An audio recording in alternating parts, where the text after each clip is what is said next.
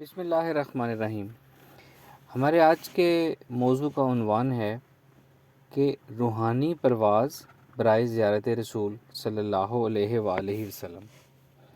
جیسا کہ ہم سب جانتے ہیں کہ نبی کریم صلی اللہ علیہ وآلہ وسلم کی زیارت عطا ہونا ایک بہت بڑی بات ہے، ایک بہت بڑی عطا ہے، ایک بہت بڑا تحفہ ہے، اللہ تعالیٰ کی خاص رحمت اور حضور پاک صلی اللہ علیہ وسلم کی خاص نظر کرم کا نتیجہ ہے۔ تو ہم حضور پاک صلی اللہ علیہ وسلم کی زیارت عطا ہونے کو اونچائی، بلندی، اونچی روحانی پرواز یا اونچی ہواؤں میں اڑنے سے یا اونچائی اور بلند مرتبہ حاصل ہونے سے ہم اس کو تشبیہ دے سکتے ہیں۔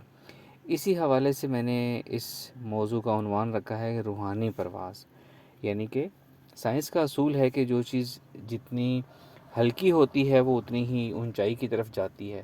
جیسا کہ کچھ ہوا میں کچھ گیسز جو ہیں وہ ہلکی ہوتی ہیں، جو ہلکی گیسز ہوتی ہیں وہ اوپر کی طرف جاتی ہیں، جو بھاری گیسز ہوتی ہیں وہ زمین کی نزدیک رہتی ہیں۔ تو ہم نے اپنے آپ کو ہلکا کرنا ہے کہ ہم اونچائی کی طرف جا سکیں اور ہم وہ روحانی بلندی اور وہ روحانی مقام حاصل کریں جہاں ہم زیارت رسول صلی اللہ علیہ وسلم کے زیادہ اہل ہو سکیں، اس کے نزدیک پہنچ سکیں۔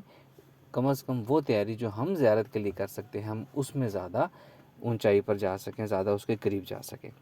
تو یہ جو اپنے آپ کو ہلکا کرنا اور روحانی پرواز حاصل کرنے کا جو فلسفہ ہے، اس کے 3 سٹیپس میں بیان کروں گا، 3 درجے بیان کروں گا۔ سب سے پہلا درجہ ہے اپنے آپ کو ہلکا کرنا، دوسرا درجہ ہے کہ اپنے گناہوں کی یا اپنے پیروں کی زنجیریں جو ہمارے پاؤں کے ساتھ بندھی ہوئی ہیں ان کو کھولنا تاکہ وہ ہماری بلندی پرواز میں رکاوٹ نہ بنے اور ہمیں اڑنے دیں۔ اور تیسری بات کہ ہم کیسے اپنی بلندی پرواز کو یا روحانی پرواز کو ایک روحانی بوسٹر دے سکتے ہیں، بہت بڑی پاور دے سکتے ہیں، ہم ایک پاور بوسٹ ہم کیسے دے سکتے ہیں اپنی پرواز کو۔ سب سے پہلا اس کا جو سٹیپ ہے وہ ہے اپنے آپ کو ہلکا کرنا۔ اپنے آپ کو ہم ہلکا کریں گے تو ہم بلندی کی طرف جائیں گے۔ جتنے ہم بھاری ہوں گے ہماری اڑان متاثر ہوگی، ہلکے ہوں گے تو زیادہ اونچے اڑیں گے ہم۔ اپنے آپ کو ہلکا کرنے کا طریقہ یہ ہے کہ ہم نے اپنے دل کو صاف کرنا ہے۔ ہمارے دل کے اندر جو بوجھ ہے ہم نے اس کو اتار کے پھینک دینا ہے تاکہ ہمارا دل ہلکا ہو، صاف ہو اور ہم اونچائی کی طرف جائیں۔ دل کا بوجھ کیا ہوتا ہے؟ صرف ایک بوجھ کی بات کروں گا جس کو ہم کینہ یا غصہ کہتے ہیں۔ کینہ کی تعریف یہ ہے کہ بدلہ لینے کی خواہش دل میں رکھنا، اس کو ہم کینہ کہتے ہیں۔ جیسے ہم کسی کے بارے میں یہ گمان کرتے ہیں کہ میں اس کو کبھی نہیں چھوڑوں گا، میں اس کو نہیں چھوڑوں گا، میں اس کو معاف نہیں کروں گا، وغیرہ وغیرہ۔ اللہ تعالیٰ نے ہمیں اجازت دی ہے کہ کوئی آپ کے ساتھ جتنا برا کرے آپ بھی اتنا ہی اس کے ساتھ برا کر سکتے ہیں۔ بدلہ لینے کی اللہ تعالیٰ نے اجازت دی ہے۔ یا تو ہم اگلے سے بدلہ لے لیں، یا ہم اس کو معاف کر دیں، یا تیسرا طریقہ شریعت نے یہ بتایا ہے کہ ہم اپنا اکاؤنٹ اگلے جہاں کے لیے فارورڈ کر دیں، کہ ہم اگلے جہاں میں اس شخص نے جو میرے ساتھ زیادتی کی ہے اگلے جہاں میں اس کا بدلہ لوں گا۔ اور وہ بدلہ کیا ہوگا؟ ایک حدیث پاک کا مفہوم ہے کہ اللہ کے رسول صلی اللہ علیہ وآلہ وسلم نے فرمایا کہ مفلس کون ہے؟ پھر آپ نے اس کو بتایا کہ مفلس وہ شخص ہے جو قیامت کے دن نیکیوں کے پہاڑ لے کر آئے گا، لیکن اس نے کسی کے ساتھ زیادتی کی ہوگی، کسی کا حق مارا ہوگا، کسی کی دل آزاری کی ہوگی، اور جب ان لوگوں کو ان کا اکاؤنٹ سیٹل کرنے کے لیے، ان کا بدلہ دینے کے لیے اللہ تعالیٰ اس شخص کے نیکیوں کے پہاڑ میں سے نیکیاں نکال کے دوسروں کو دیں گے تاکہ ان کا حساب برابر کیا جا سکے جن کے ساتھ اس شخص نے دنیا میں زیادتی کی تھی۔ تو اگر ایسے لوگ زیادہ ہوں گے کہ جن کے ساتھ زیادتی کی ہو، ان کا حق مارا ہو، تو اس کی ساری نیکیاں اس میں کنزیوم ہو جائیں گی، ساری نیکیاں دوسروں کے اکاؤنٹ میں چلی جائیں گی۔ پھر بھی کچھ ایسے اعمال باقی ہوں جو دوسروں کا حق مارا ہو، تو پھر دوسروں کے گناہ اس کے کھاتے میں ڈالے جائیں گے، اور یہ گناہ گار نیکیوں کے پہاڑ لے کر آیا تھا، حساب کتاب سیٹل کرنے کے بعد اس کے پہاڑ گناہوں کے بن گئے۔ تو ایسا شخص جو ہے وہ حضور پاک صلی اللہ علیہ وسلم نے فرمایا کہ مفلس ہوگا، روز قیامت ایسا شخص مفلس ہوگا۔ اللہ تعالیٰ ہم سب کو اس دن کی مفلسی سے بچائے۔ تو ہم نے اس میں کرنا یہ ہے کہ ہم نے اپنا دل صاف کرنا ہے۔ ہم نے بدلہ لینے کی جو خواہش ہے نا اس کو ہم نے ختم کرنا ہے۔ یا تو ہم نے بدلہ لے لینا ہے، جس نے جتنا برا کیا اس کے ساتھ برا کر دینا ہے، یا اس کو دنیا اور آخرت کے لیے معاف کر دینا ہے، یا تیسرا درجہ یہ ہے کہ دنیا کے لیے اس کو بھول جائیں اور اللہ تعالیٰ سے کہیں اے اللہ میں اس شخص کی ذاتی کا بدلہ جو ہے، اجر جو ہے اگلے جہاں میں لوں گا، اس جہاں کے لیے میں اس سے بے نیاز ہو رہا ہوں، اگلے جہاں میں اس کا بدلہ لوں گا اس سے. اور یہ کرنے کے بعد بے فکر ہو جائیں، اس شخص کو بھول جائیں. اگر آپ نے کامیابی سے یہ کام کر لیا ہے کہ دنیا کے لیے آپ نے اس کو بھلا دیا اور آخرت میں بدلہ لینے کا عہد آپ نے کر لیا ہے، تو پھر ایسے شخص کو دیکھنے کے بعد یا ایسے شخص کو سوچنے کے بعد آپ کے دل میں ایک مسکراہٹ آنی چاہیے کہ یہ تو مفلس شخص ہوگا، بیچارہ شخص ہوگا جس کا نیکیاں مجھے ملیں گی اگلے جہاں میں. اگر اس شخص کو دیکھنے سے اور اس شخص کو سوچنے سے آپ کے دل میں یہ اطمینان اور یہ دل میں مسکراہٹ نہیں آ رہی، بلکہ آپ کا ذہن غصے سے کھول رہا ہے، تو اس کا مطلب ہے کہ آپ نے کامیابی سے یہ کام نہیں کیا. اگر ہم کامیابی سے یہ کام کر دیں گے تو ہمارا دل اطمینان اور ذہن پرسکون ہو جائے گا. اگر آپ کا ذہن ابھی تک کھول رہا ہے اس کے بارے میں سوچ کو، ابھی تک اس کو دیکھتے ہی اس کی کوئی عادت ذہن میں آتے ہی آپ کے ذہن میں غصہ آ جاتا ہے کہ اس نے میرے ساتھ یہ کیوں کیا، میں اس کو نہیں چھوڑوں گا، اس کا مطلب ہے کہ آپ ابھی تک جو ہے کینہ آپ کے اندر موجود ہے، ابھی تک آپ کینہ کے ساتھ چل رہے ہیں. اور کینہ اتنی خطرناک چیز ہے کہ یہ کینہ ایک ایسا زہر ہے جو رکھا تو آپ نے دوسروں کے خلاف ہے، جو رکھا تو آپ نے دوسروں کے لیے ہوا ہے، لیکن اس کو آپ نے رکھا ہوا اپنے سینے کے اندر ہے.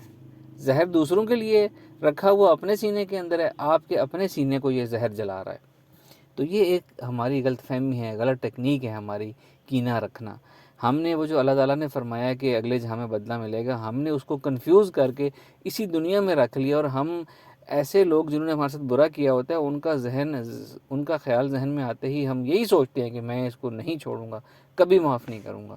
معاف نہ کریں، لیکن اگلے جہاں کے لیے اس چیز کو رکھیں. آپ اس جہاں میں آپ بے فکر ہو جائیں ان کے اندر سے، ان کو اپنے ذہن سے اپنی سوچ سے نکال دیں. ان کو ایک حدیث پاک ہے کہ جہاں پہ شب برات کی فضیلت کی احادیث آتی ہیں، ابھی شب برات گزری ہے، ایک حدیث پاک کا مفہوم ہے کہ اللہ تعالیٰ حضور پاک صلی اللہ علیہ وسلم فرماتے ہیں کہ شب برات کے اتنی زیادہ فضیلت ہے کہ اللہ تعالیٰ اس دن میں، اس رات میں تمام لوگوں کی مغفرت فرما دیتے ہیں سوائے کچھ لوگوں کے. ان میں جو مفہوم ہے، جو ان میں خاص لوگ ہیں، ان میں وہ ہیں جو شرک کرنے والے، والدین کے نافرمان، شرابی، اور جو چوتھی اس کے اندر شرط آتی ہے وہ ہے اور کینہ پرور کو. یعنی کہ وہ مغفرت کی خاص راتیں جہاں پہ بہت زیادہ مغفرت ہوتی ہے، بے انتہا مغفرت ہوتی ہے، وہاں بھی کینہ پرور کو معاف نہیں کیا جائے گا، کینہ پرور کی مغفرت نہیں کی جائے گی. تو ہم نے یہ اپنا اندر کینہ پالنے کی جو عادت ہے، یہ ہم معلوم نہیں کہاں سے لے کر آئے.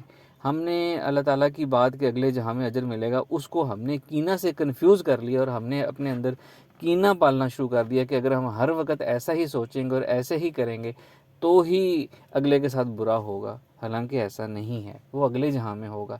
اس دنیا میں اللہ تعالیٰ نے اچھے کا بدلہ اچھے سے اور برے کا بدلہ برے سے دینے کا وعدہ نہیں فرمایا ہے. یہ ایک مغالطہ ہے ہمارے اندر کہ اگر ہم اگلے کے بارے میں اپنی اندر بری انٹینشن رکھیں گے کہ اس نے میرے ساتھ نہیں کیا تو میں اس کے بارے میں برا سوچوں گا تو اس کے ساتھ برا ہو جائے گا. ایسا یہ غلطی ہے، مغالطہ ہے، ایسا نہیں ہوگا.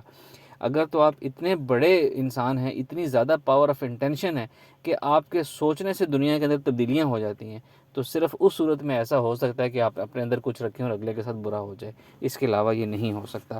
تو یہ غلط فہمی ہے، ایک مغالطہ ہے، ہم نے اس سے نکلنا ہے. اپنے تمام ایسے لوگ جو ہیں جنہوں نے کچھ آپ کے ساتھ برا کیا، آپ کے خلاف سازشیں کی، آپ کے خلاف باتیں کی وغیرہ وغیرہ، ان کو یا تو دل سے معاف کر دیں یا ایک دفعہ بدلہ لے کے کہانی ختم کریں. ہم لوگ بدلہ لینے کے بعد بھی کہانی ختم نہیں کرتے. بدلہ لے لیں، کہانی ختم کریں، یا دل سے معاف کر دیں ہمیشہ کے لیے، دنیا اور آخرت دونوں میں معاف کر دیں، یا دنیا کے لیے بھلا دیں اور اللہ سے کہیں اللہ میں تیرے سے آخرت میں بدلہ لوں گا. اور یہ کرنے کے بعد اس شخص کو آپ کی ذہن سوچ کا محور نہیں رہنا چاہیے. اپنی سوچ میں کسی کو اتنی ہی جگہ دیں جتنی وہ ڈیزرو کرتا ہے. تو پلیز یہ چیز اپنے اندر سے نکالیں، اپنے اندر سے کینہ نکالیں، اپنے اندر جو آپ نے زہر رکھا ہوا ہے وہ زہر نکالیں، یہ بوجھ اتاریں تاکہ آپ ہلکے ہوں اور آپ اوپر کی طرف اٹھ سکیں اور آپ کی مغفرت بھی ہو اور آپ کو بلندی درجات بھی عطا ہو. انشاءاللہ ایسا ہی ہوگا. دوسرا سٹیپ ہے ہلکا ہونے کا، وہ یہ ہے کہ اپنے پاؤں کی زنجیریں کھولنا. اپنے پاؤں کی زنجیریں میں کس چیز کو کہہ رہا ہوں؟ وہ یہ ہے کہ جیسا ابھی ہم نے بات کی کہ کسی نے ہمارے ساتھ زیادتی کی تو اس کا اجر ہمیں ملے گا، اسی طرح ایسا بھی ہوتا ہے کہ ہم لوگ بھی انجانے میں کسی کی دل آزاری کر دیتے ہیں، کسی کی حق تلفی کر دیتے ہیں، کسی کے ساتھ زیادتی کر دیتے ہیں۔ ایسا عام ہوتا ہے، اللہ تعالیٰ ہمیں اس سے بچائے۔ ایسا عام ہوتا ہے کہ ہم نے پوری زندگی میں کچھ لوگوں کا دل دکھایا ہوگا، کسی کی حق تلفی کی ہوگی، کسی کا حق مارا ہوگا، وغیرہ وغیرہ۔ اللہ تعالیٰ ہمیں اس سے بچائے۔ ایسا اگر ہمارے ساتھ ہو چکا ہے اور ہم اس شخص کو جانتے ہیں تو اس کا سیدھا سا طریقہ ہے اس سے آپ معافی مانگ لیں، اس سے اپنے تعلقات اچھے کر لیں۔ اگر ہم ایسے بہت سے لوگ ہیں یا ان سے رابطہ ممکن نہیں ہے، یا ہمیں یہ بھی نہیں معلوم کہ کون کون لوگ ایسے ہو سکتے ہیں، تو اس کا ایک طریقہ ہے کہ وہ تمام لوگ جن کے ساتھ آپ نے کوئی جانے انجانے میں زیادتی کی، حق تلفی کی ہے، دل آزاری کی آپ نے کرنا یہ ہے کہ روزانہ ان کے لیے آپ نے دعائے مغفرت اور اصالہ ثواب کرنا ہے۔ حضور پاک صلی اللہ علیہ وآلہ وسلم کی ایک حدیث مبارک بھی ہے، اس کا مفہوم یہ ہے کہ اگر کسی نے اپنے مسلمان بھائی کا حق مارا ہو تو اس کا کفارہ یہ ہے کہ وہ اس کے لیے دعائے مغفرت کرے۔ تو میرا یہ مشورہ ہے کہ یا تو آپ روزانہ کچھ نہ کچھ کلام پاک پڑھ کے یہ نیت کریں کہ اے اللہ اس کا ثواب، رحمتیں، برکتیں، فیوز ان تمام لوگوں پہ نازل فرما جن کے ساتھ میں نے جانے انجانے میں ناانصافی کی ہے، ان کا حق مارا ہے، ان کی حق تلفی کی ہے، دل آزاری کی ہے، ان کا دل دکھایا ہے، وغیرہ وغیرہ۔ اور یہ زندہ لوگوں کے ساتھ بھی کیا جا سکتا ہے، جو لوگ فوت ہو چکے ہیں ان کے ساتھ بھی کیا جا سکتا ہے۔ زندہ لوگوں کو بھی اصالہ ثواب کیا جا سکتا ہے۔ تو یا تو کچھ کلام پاک پڑھ کے ایسے تمام لوگوں کے لیے اصالہ ثواب کرنا اپنی روزانہ کی عادت بنا لیں، یا 2 رکعت نماز نفل روزانہ ایسے لوگوں کے لیے پڑھا کریں کہ یا اللہ اس 2 نفل کا ثواب صرف اور صرف ان تمام لوگوں کو جن کا میں نے جانے انجانے میں کوئی زیادتی کی، حق مارا ہے، وغیرہ وغیرہ۔ ایسا کرنے سے آپ کے پاؤں کی زنجیریں بھی کھلیں گی، آپ کی پرواز بھی اونچی ہوگی، اور اگلے جہاں میں اللہ تعالیٰ آپ کو مفلسی سے بچائے گا۔ اللہ تعالیٰ مجھے اور آپ ہم سب کو مفلسی سے بچائے گا انشاءاللہ تعالیٰ۔ تو یہ دوسرا سٹیپ ہے، اس سے آپ کے پاؤں کی زنجیریں کھلیں گی اور آپ اوپر کی طرف زیادہ تیزی سے جا سکیں گے۔ اور یہ کام ہمارے نبی پاک صلی اللہ علیہ وآلہ وسلم کو اور اللہ تعالیٰ کو بہت زیادہ پسند ہے۔ جب یہ کام کرنے سے آپ ان کے محبوب بنیں گے تو زیارات کے امکانات بھی زیادہ ہو جائیں گے۔ تیسری چیز جو ہے وہ ہے پاور بوسٹ، بلندی پرواز، زیارت رسول صلی اللہ علیہ وآلہ وسلم کے لیے پاور بوسٹ۔ اچھا، پاور بوسٹ کیا ہے؟ ہمارے نبی پاک صلی اللہ علیہ وآلہ وسلم کے جتنے صفاتی نام ہیں ان میں ایک نام ہے حریص، حریصن علیکم، حریص صلی اللہ علیہ وآلہ وسلم۔ یہ ہمارے نبی پاک صلی اللہ علیہ وسلم کا ایک صفاتی نام ہے۔ یہ اس نام کی نسبت یا اس کا شان نزول یا وہ سیاق و سباق یہ ہے کہ حضور پاک صلی اللہ علیہ وسلم بہت زیادہ حرص فرماتے ہیں اس بارے میں کہ میری امت جو ہے، پوری کی پوری امت جو ہے میری، اس کی مغفرت ہو جائے، کسی کو سزا نہ ملے، کسی کو عذاب نہ ملے، سب لوگ ایمان لے کر آئیں، سب لوگ اچھے اعمال کریں، کسی کو اگلے دن حساب کتاب میں نامہ اعمال بائیں ہاتھ میں نہ دیا جائے، کوئی دوزخ میں نہ جائے، سب کی مغفرت ہو جائے۔ حضور پاک صلی اللہ علیہ وسلم اس بارے میں بہت زیادہ حرص فرماتے تھے۔ حرص کہتے ہیں اردو زبان میں لفظ کو لالچ کو، اور حریص کہتے ہیں لالچ کرنے والے کو۔ ویسے عام طور پر یہ ایک نیگیٹو ورڈ ہے، منفی لفظ ہے یہ، اور یہ منفی عادت ہے، لیکن قربان جاؤں ہمارے نبی پاک صلی اللہ علیہ وآلہ وسلم پر کہ وہ کس بارے میں حرص فرماتے تھے کہ میری امت بخشی جائے، میری امت میں سے کسی کو سزا نہ ہو، گناہ نہ ہو۔ تو ہم نے کیا کرنا ہے، اپنے نبی پاک صلی اللہ علیہ وسلم کے اس کنسرن کو ہم نے ریگارڈ کرنا ہے، آپ کی اس فکر کو ہم نے ایک طرح سے اس میں کنٹریبیوٹ کرنا ہے۔ ہم کنٹریبیوٹ کیسے کر سکتے ہیں؟